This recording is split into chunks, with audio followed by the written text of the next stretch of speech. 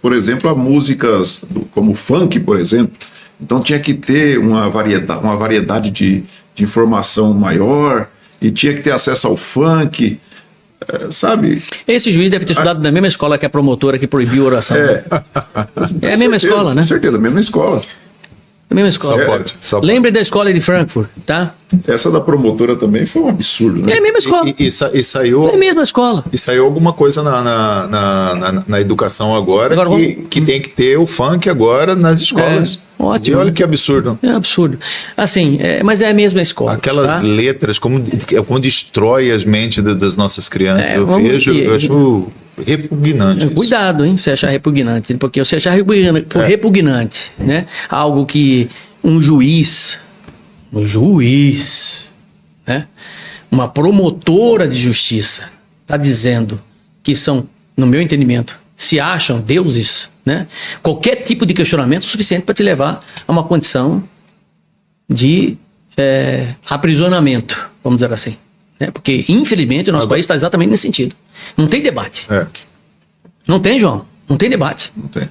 Mas se o senhor analisar cada letra, ela leva à condição automaticamente de deterioramento da comunicação cognitiva. E que contribuição? Queria pegar, eu não sei quem é o juiz, quem é o magistrado, mas com todo respeito ao magistrado, será que ele não fica incomodado não de ver altos índices de feminicídio, de violência contra a mulher? Ele já ouviu a letra da maioria das músicas de funk? Incitando violência contra a mulher, incitando o sexo fácil, incitando toda putrefação, todo tipo de putrefação. Aí, justamente a justiça brasileira, os magistrados gastam do seu poupudo orçamento discricionário, sabe o que, João?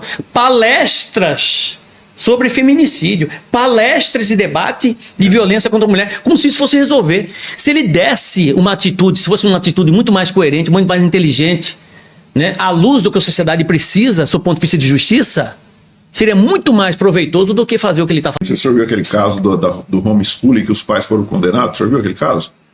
Não, mas eu acho que eu sei o que é. Condenados porque estavam mantendo as filhas, ensinando em casa, né? E as filhas recebiam uma educação que você vê que era muito superior a qualquer escola particular. Elas tinham professores contratados, os pais também são professores, também davam aulas para eles.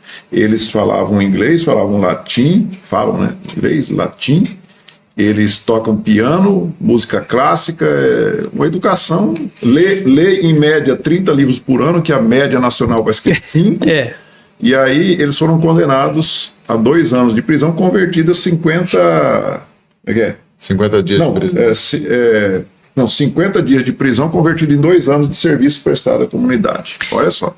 Pois é um absurdo. E aí agora tem alguns deputados da direita que já entraram com esse projeto lá no Congresso, estão tentando aprovar o homeschooling. Estava vendo até a imprensa divulgando assim de uma forma pejorativa, né? Dizendo que os deputados são de extrema direita. Esse projeto claro. Quais são as duas disciplinas estruturantes do raciocínio e da reflexão sobre a realidade? Quais são as duas disciplinas? Só existem 2 disciplinas. Existe uma disciplina que é a disciplina que a gente chama que é a mãe de todas as disciplinas, que erroneamente as pessoas falam que é filosofia, não é filosofia. O que alimenta a filosofia é a matemática. Porque a matemática é ciência da imaginação, certo? Você imagina, projeta em números, como Pitágoras construiu. Tudo são números. Tudo são números, tá? E você, de certa forma, constrói essa realidade com base na matemática. Perfeito, tá? A partir da matemática vem o quê? As disciplinas de reflexão da sociedade. Porque na medida que você é sujeito, tá? E o mundo é objeto, você reage com o mundo o tempo todo. Isso aqui é um objeto, você para mim é um objeto. Tudo isso faz com que eu provoque em mim uma reação. São fenômenos externos que provocam em mim uma reação. Tá? As disciplinas que fazem com que você reflita sobre a realidade, questione a realidade, filosofia e sociologia. Qual é o governo que quis acabar com essas duas disciplinas? O governo Dilma, cara. O governo Dilma, um projeto e tudo para acabar com as disciplinas. E outra. E a qualidade da educação, né, fica cada vez pior. Vou te explicar por quê. Porque hoje você tem semi-analfabetos na universidade. Meu Deus do céu, tô falando pra você, cara. Entendeu? O cara tá lá, você tem salas de aula lotadas de alunos tá? E pouquíssimos estudantes. Qual que é a diferença entre aluno e estudante? Vocês sabem? E se eu disser para o senhor que tem semi-analfabeto dando aula? Pois é. Eu não duvido. Eu não duvido. Qual que é a diferença entre aluno e estudante? Aluno, você dá aula para ele, ele tá no celular, não tá nem aí. A cabeça dele tá lá no outro mundo. Você que é palestrante, que é coach, vocês vão entender do que eu tô falando. A cabeça dele tá lá no final de semana, tá lá no jogo do Corinthians, no jogo da... Entendeu? Não se tem mais, ou muito pouco, estudantes, aquele que gosta de estudar, que se aprofundar, que o professor dá o guimão para ele, dá a linha de raciocínio, ele vai lá e pesquisa. A minha intenção é exatamente esse, ser a voz do Estado de Mato Grosso, né, naquilo que seja de interesse, não só do Estado, mas do Brasil como um todo. Mas a democracia no Brasil já morreu faz tempo. Eu estava assistindo um jogo esses dias da Copa do Mundo, e era a República Democrática do Congo jogando com outra seleção lá. Aí eu falei, cara, a República Democrática do Congo, que eu saiba, o Congo não é uma democracia, né? E aí até pesquisei lá na internet, realmente o Congo não é uma democracia. Você sabia que... E aí você vai ver o nome da Coreia do Norte, o nome oficial lá é República Popular Democrática da Coreia. Então, quando você vê essa turma que vive falando a palavra democracia, em defesa do Estado Democrático de Direito, da democracia, o Alexandre de Moraes adora. O do Lula adora falar democracia, os petistas. Quer ver uma coisa curiosa? Falando, há o Lula não é socialista, né? Não. O Lula não é socialista. Há 453 anos antes de Cristo, tá? Tinham a tríade, 3 grandes filósofos, né? Platão, Aristóteles e Sócrates, né? O Platão teceu o seguinte comentário com relação à democracia, né? Ele dizia assim, a democracia é o regime que é um paraíso para os mentirosos. Essa frase é dele. 453 a.C., né? E depois ele vem desenvolvendo todo o processo e mostrando, né, o quanto que as falácias e as mentiras alimentam a democracia, principalmente por parte de institutos de divulgação, né? Quando Maquiavel aparece na Idade Média, ele, de certa forma, brilhantemente constrói o seu pensamento político, né? Porque até então ética e política era a mesma coisa para os filósofos gregos, né? Eles entendiam como uma coisa só, ética e política, né? Essa separação quem faz é Maquiavel. Lá na frente, na Idade Média, ele vai dizer assim, você quer mexer com políticas? Esqueça a ética, né? E quando você observa, né, a máxima de Maquiavel, em que os fins justificam os meios, né, e aplica... Eu sempre falo assim, se Maquiavel tivesse vivo hoje, né, o que ele pensaria do governo Lula, né? Ele ia achar espetacular. Nossa, como que pode acontecer? Né? Ele ia achar espetacular. Ele fala assim, esse é o cara. Estado fortíssimo, nossa, pouco importa o que você pensa. Colocar em prática. Exatamente. Cara. Pouco importa o que você pensa. Eu falei isso, mas achava... Isso é puro Maquiavel. Entendeu? Puro. Purinho. O príncipe. Meu príncipe. Não, eles falam da mais a intenção é promover guerra, cara. Entendeu? A intenção é promover guerra. Quanto mais você mantiver a população... Esse é o pensamento da esquerda. A população na pobreza, tá? Melhor. Porque é melhor para controlar. Quem controla a necessidade, controla a opinião. Então, assim, qual é o nível... João, qual que é o nível mais baixo, né, da escala de necessidade humana? Qual é? A necessidade, na escala de Maslow, né? A necessidade fisiológica. Né? É por isso que cesta básica compra voto. Então, para que eu vou resolver o outro problema, levar você a uma autoestima e prosperidade, se eu posso manter você na pobreza, João? Entendeu? É igual criar porco, Elton, é igual criar porco. Entendeu? Você põe na mão assim e cria porco. Ele vai comendo aqui até... É a melhor escola. No momento, sim, né, professor? Claro. O que faz uma escola... Eu conheço outros sistemas educacionais, escolas em outros países. E posso dizer para você com toda segurança. Escola que não tem disciplina e respeito não funciona. Como é o nome dele? Odair, tá aí a minha resposta para você. Se a escola do seu filho ou a sua escola não tem disciplina e respeito, esquece, não está formando ninguém. A única escola que dá essa condição hoje em nosso país é a Escola Civil Militar. Eu aplico curso de formação cidadã em Escola Civil Militar e posso te falar com propriedade. São os melhores alunos, porque são alunos que aprenderam a respeitar e ter disciplina. Sim, porque perderam a autoridade em sala de aula. Eles perderam. A menina hoje de 12 anos de idade, se ela quiser saber, entendeu? Algo um pouquinho mais profundo, mais interessante sobre o tema virgindade, ela não pergunta para pai e mãe, não pergunta para o professor, não, e vai lá no Google. O Google responde com vídeo, com tudo para ele, sem questionar. Entendeu? Então, tá tudo errado.